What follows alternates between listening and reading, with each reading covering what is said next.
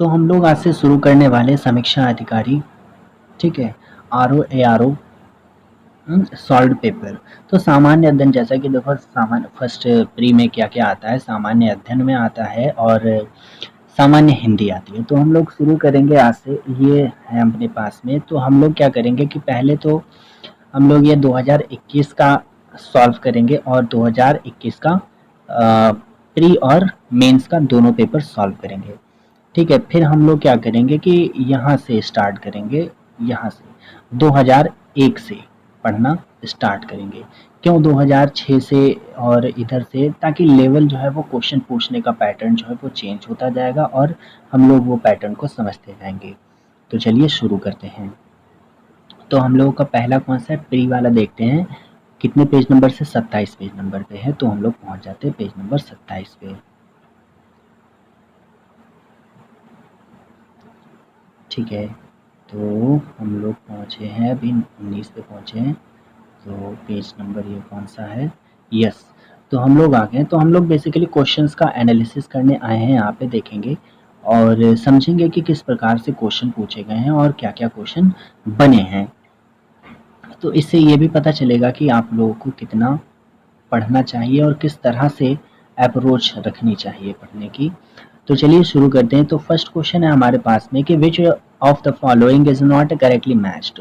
तो देखो correctly matched और नॉट करेक्टली मैच्ड इस टाइप के क्वेश्चन जो है वो पूछे जाते हैं। हो सकता है कि इस बार क्वेश्चन आ जाए, ये मैचिंग कराने के लिए पूछ दिया जाए, ठीक है। तो इस बार तो इन्होंने ऐसे ही पूछा था कि नॉट करेक्टली मैच्ड। तो बेसिकली यही फॉर्मेशन रहेगा इस टाइप के क्वेश्चंस के लिए। तो देखते हैं इसका आंसर क्या है। देखिए जो फाहियान और हुइन सांग, ठीक है, हेन सांग, इत सांग और अल मसूदी, तो ये कुछ फॉरेन ट्रेवलर्स थे। और चलिए देखते हैं कि डायरेक्ट इसका आंसर देखते हैं, क्योंकि क्वेश्चन है ज़्यादा। तो एनालिसिस में देखते हैं कि डायरेक्ट देखते हैं कि क्या आंसर क्या है इनका। देखो फाहियान को जैसे बता रहे कि 339 टू 414 AD में आए थे और हेन शांग जो है वो 629 टू 645 के समथिंग आए बीच में। और इतिसांग जो है वो 671 और 672 से लेकर 693 से 94 तक आए, बिल्कुल सही है। चूंकि ये अल मसूदी 1915 से 16 तक आए थे, ताकि यहाँ पर इन्होंने एक ही, ठीक है, तो वो को पूरा कंप्लीट लिखा नहीं है, या हो सकता है ये देखिए 1957 में, चूंकि ये लोग क्या बता, इनके अकॉर्डिंग क्या है, आयोग के अकॉर्डिंग आंसर जो है वो सी माना गया है, इतिसांग, ठीक है। तो यही माना जाएगा फिर 1915 से, इनके अकॉर्डिंग 1915 से 1916 तक है अल मसूदी। तो हम लोग आयोग के अकॉर्डिंग ही चलते हैं। Which of the following king और Kings was were elected or chosen directly by the public।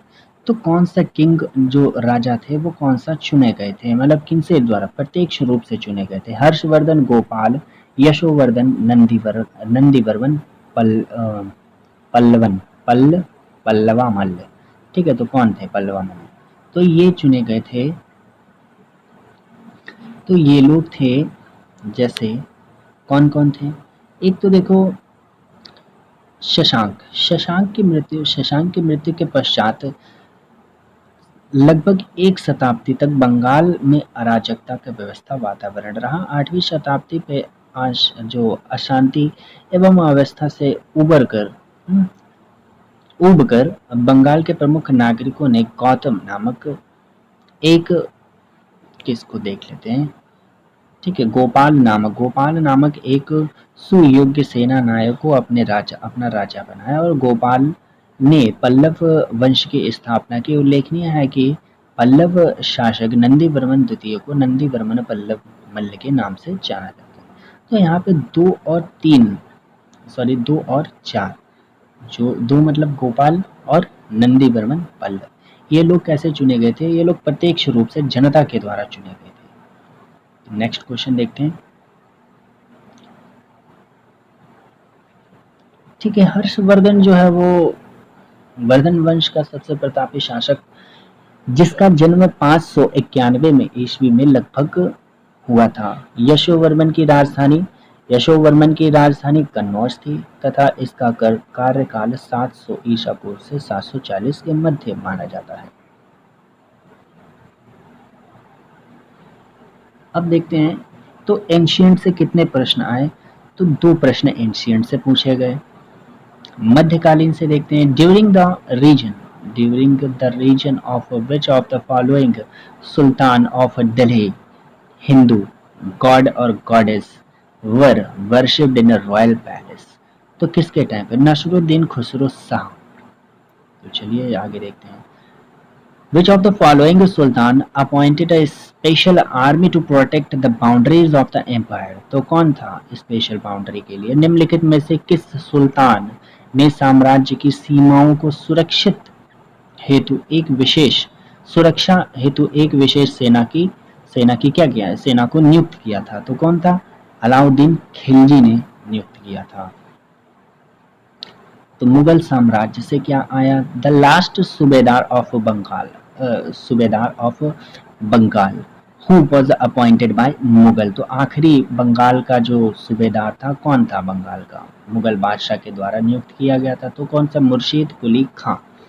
तो हुआ क्या था कि मुगल बादशाह फर्रुखशियार द्वारा 1717 में नियुक्त बंगाल का अंतिम सूबेदार मुर्शीद कुली खां था। इसी के साथ बंगाल में वंशानुगत सूबेदारी शासन की शुरुआत हुई। इसने बंगाल की राजधानी ढाका से मुर्शिदाबाद स्थानांतरित किया था। 1719 में फर्रुखशियार द्वारा मुर्शीद कुली खां को उड़ीसा का क्षेत्र भी दे दिया गया। वर्ष 1927 में शुजाउद्दीन 1739 में अलीवर्दी खां तथा 1756 में सिराजुद्दौला बंगाल के नवाब बने। तो अब क्या है इसमें जो है वो मुर्शीद कुली खां बन गए। फिर कौन बना?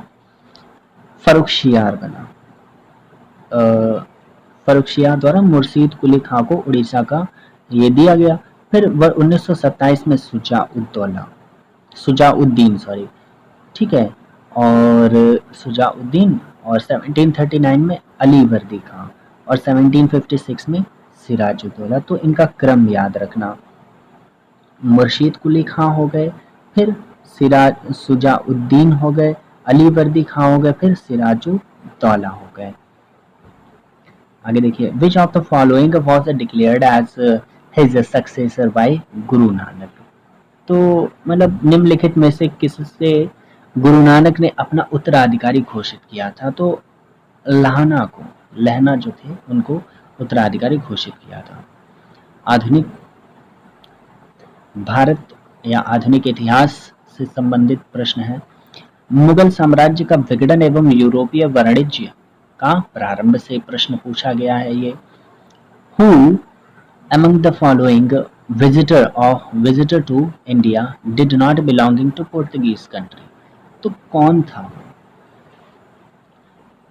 पीटर मुंडी। ठीक है, तो ये थे, मतलब ये यात्री पुर्तगाली देश का नहीं था।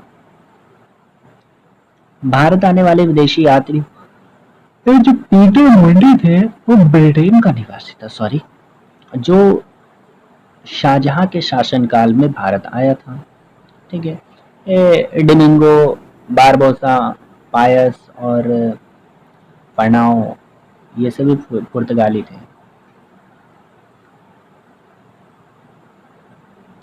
अब देखो ये क्वेश्चन बहुत ही अच्छा आता है। Establishment of a Gadar party, Lala Hardayal. Establishment of a servants of India society by Gopal Krishna Gokhale. तो इसमें से पूछ रहा है कौन सा गिवन है। नीचे दिए गए कोड का प्रयोग करके सही उत्तर का चयन कीजिए। तो कौन सा सही उत्तर होगा? तो ये जो है वो क्रोनोलॉजी ऑर्डर में सेट करना है। तो जैसा कि देखते बंगाल एशियाटिक सोसाइटी की स्थापना 1784 में होती है। ठीक है, 1784 में होती है, कलकत्ता में होती है। और बंगाल गजट का प्रकाशन 1780 में होता है।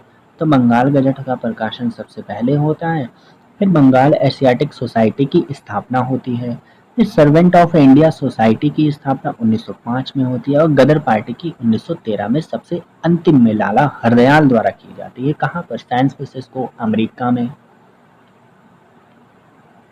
तो क्रोनोलॉजी बेस्ड क्वेश्चन पूछते हैं। देखो, प्रमुख संस्थाएं, संधियां और आयोग है विच विद अरे यार, ठीक है, तो कौन सा है?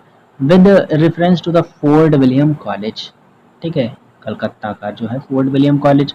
Which of the statement is the correct? तो कौन सा करेक्ट होगा? It was founded on 10th June 1800 AD within the fort William complex in Kolkata. इसकी स्थापना 10 जून 1800 ईस्वी को कलकत्ता के फोर्ट विलियम कॉम्प्लेक्स में हुई थी। The main purpose of establishing this college was to teach Indian language in a British officer। तो पहले ये तो सही है, दूसरा वाला तो सही है। इसकी डेट मुझे कुछ गड़बड़ लग रही है, देखते हैं। तो फोर्ट विलियम 10 जुलाई 1800 में होता है। इसमें क्या दिया था भाई, देखते हैं। इसमें 10 जून दिया था, ठीक है, तो जून जुलाई, बताओ कितना माइन्यूट सा मंथ का इन्होंने डिफरेंस कर दिया इसमें। तो इसकी स्थापना का मुख्य उद्देश्य ब्रिटिश अधिकारियों को भारतीय भाषाओं की शिक्षा देना था, किंतु 1802 में डायरेक्टरों के आदेश पर 1802 में डायरेक्टरों, किसके? पॉइंट नोट करना, डायरेक्टरों, तो बोर्ड ऑफ डायरेक्टर, ठीक है, किस एक्ट में आए थे? बोर्ड ऑफ डायरेक्टर और बोर्ड ऑफ काउंसिल, समझे? तो आदेश पर यह कॉलेज बंद कर दिया गया। इसकी जगह पर 1806 में लैंड इंग्लैंड के हेले बरी में प्रशिक्षण प्रारंभ किया। तो अब क्वेश्चन पूछने का धीरे धीरे तरीका चेंज होता जा रहा है, तो कुछ भी पूछ सकते हैं। तो अब मे बी ये पूछते हैं कि 1802 में जो land hold fort William college की जो है वो बंद होने के बाद में जो अधिकारियों थे उनको कहाँ पर प्रशिक्षण प्रारंभ करना शुरू किया गया? तो हेलेबरी, हेलेबरी में, इंग्लैंड के हेलेबरी में। Given below are two statement, one labeled as assertion, और ये वही है, ठीक है, कथन और कारण वाला है। तो कथन क्या है? भारतीय प्रश्नों पर विवेचना के लिए दादा भाई नौरोजी ने 1866 में लंदन में ईस्ट इंडिया एसोसिएशन का गठन किया। He wanted to influence the British public opinion। दोनों को एक और बार पढ़ लो आराम से, ठीक है। देखो, भारतीय प्रश्नों पर विवेचना के लिए दादा भाई नौरोजी ने 1866 में ईस्ट इंडिया एसोसिएशन का गठन किया। क्यों किया? क्या कारण रहा होगा? वह ब्रिटिश जनमानस को प्रभावित करना चाहते थे। तो पढ़ने में तो यार ये दोनों सही लगते हैं, तो आंसर देखते हैं क्या है। आंसर है C, both R correct but R is not explanation. अच्छा, तो क्यों सही नहीं है, इसका एक्सप्लेनेशन देखते हैं। वर्ष 1866 में दादा भाई नौरोजी ने लंदन में ईस्ट इंडिया कंपनी एसोसिएशन का गठन किया, ठीक है, जिसका मुख्य उद्देश्य भारत के लोगों की समस्या पर विचार और विमर्श, है ना, विचार विमर्श करना और इससे ब्रिटिश जनता का मत प्रभावित करना था, ताकि ब्रिटिश लोग भारतीय समस्याओं और उनके कष्टों से परिचित हो सकें और भारतवासियों के पक्ष में इंग्लैंड में समर्थन प्राप्त हो सके। तो दोनों कारण दोनों सत्य हैं और कथन कारण की व्याख्या भी करता है, ठीक है। तो कौन सा वाला हो जाएगा? आंसर अपना सी वाला हो जाएगा करेक्ट, दोनों सही हैं। With reference to Indian civil service, ठीक है, which of the following statement is correct? Government of India act 1919 provide for a separate examination for the Indian civil service which was to be held in India। तो India में होना था, ये भी बिल्कुल सही है। In the Indian civil service in 1941, the percentage of Indians was more compared to the Europeans। यानी कि भारतीय सिविल सेवा में 1941 में भारतीयों का प्रतिशत यूरोपियों से अधिक था। तो ये तो भाई बहुत ही अच्छा प्रश्न है।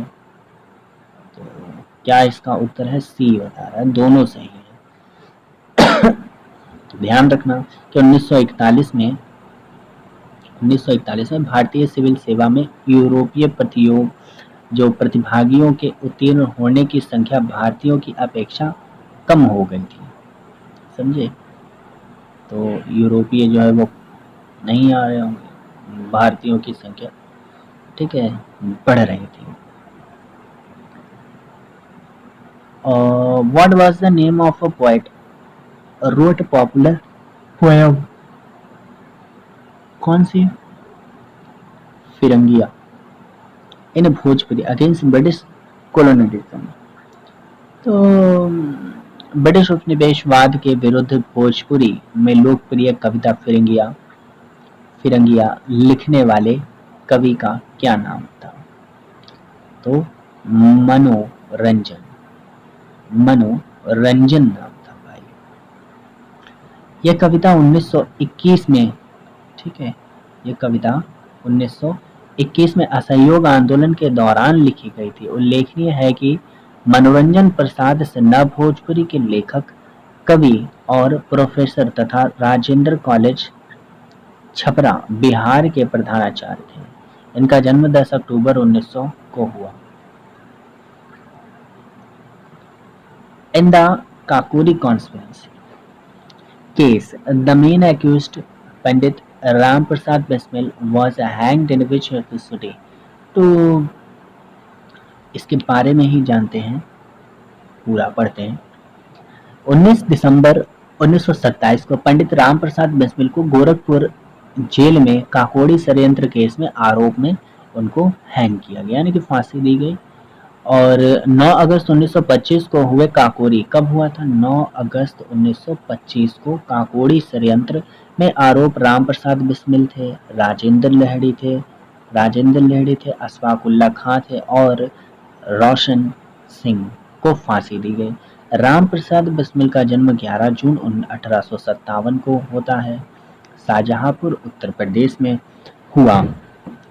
अभी हाल ही में उत्तर प्रदेश सरकार ने काकोरी कांड का नाम बदलकर क्या कर दिया? काकोरी ट्रेन एक्शन कर दिया। आगे बढ़ते हैं। गिवन अबव द टू, मतलब 2 स्टेटमेंट दिए गए हैं, वही रीजन और ये वाले। तो रविंद्रनाथ टैगोर ने नाइटहुड की उपाधि को त्याग दिया था, बिल्कुल त्याग दिया था। क्यों त्याग दिया? वे असहयोग आंदोलन में भाग लेना चाहते थे? नहीं, इस वजह से नहीं, क्योंकि दिए गए वो तो 13 अप्रैल 1919 में जो अमृतसर में हुआ था उस वक्त दिया था, नाइटहुड की उपाधि वापस कर दी थी। ये तो इररिलेवेंट टाइप से हो गया, बिल्कुल अलग ही है। In the second half of 18th century, थोड़े स्पीड में पढ़ते हैं।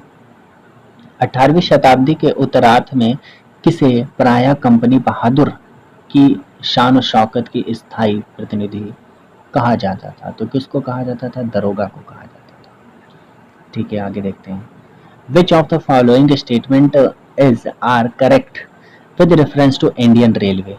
तो अचीविंग 100%, तो ये तो हमें लगता है यार करंट अफेयर से है। चलो ठीक है, देखते हैं, छोड़ते हैं इसको, आगे बढ़ते हैं। तो ये करंट अफेयर से रिलेटेड है। Who is the author of the book संस्कृति के 4 अध्याय? तो कौन है? रामधारी सिंह दिनकर। संस्कृति के 4 अध्याय रामधारी सिंह दिनकर है। रामधारी सिंह, संस्कृति के 4 अध्याय पुस्तक के लेखक रामधारी सिंह दिनकर। ठीक है, इनकी कई सारी और भी कृतियां हैं, जैसे रेणुका है, ओंकार हो गए, रसवंती हो गई, सामधेनी है, कुरुक्षेत्र, उर्वशी, रामधारी सिंहकर की ये कुछ अन्य रचनाएं हैं। अब ये second Anglo war, second Anglo Maratha war, second Anglo Maratha war, वो तो दोनों यहाँ लिखा हुआ है। फ्रांसीसी वॉर है, सॉरी। अच्छा, ये प्रिंट गलत हुआ है यहाँ पे।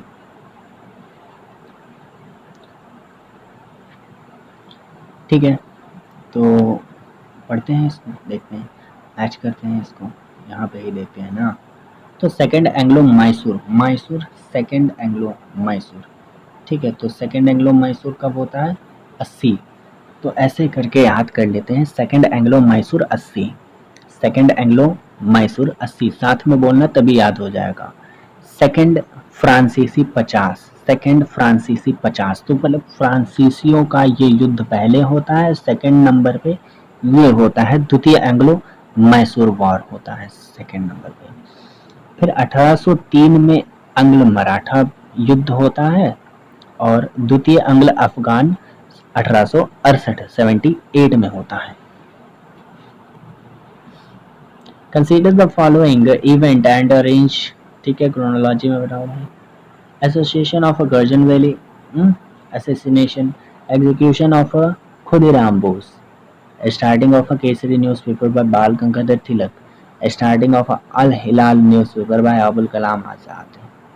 तो इनको सबको लगाना है। देखो बाल गंगाधर तिलक द्वारा जो है वो केसरी समाचार पत्र का प्रकाशन 4 जनवरी 1881 को किया गया। तो केसरी का प्रचार सबसे पहले। फिर खुदीराम बोस 11 अगस्त 1908 को मृत्युदंड दिया गया था। करजन वायली की हत्या 1 जुलाई 1909 को होती है और अल हिलाल समाचार पत्र जो अबुल कलाम आजाद द्वारा 1912 में प्रारंभ किया गया था। What was the total percentage of a central revenue step? ये तो ठीक है, करंट अफेयर टाइप से है। ओके, अब भारत का भूगोल है, तो भारत का भूगोल नेक्स्ट पार्ट में करते हैं। बने रहिए और वीडियो को शेयर कर दीजिए। Thank you.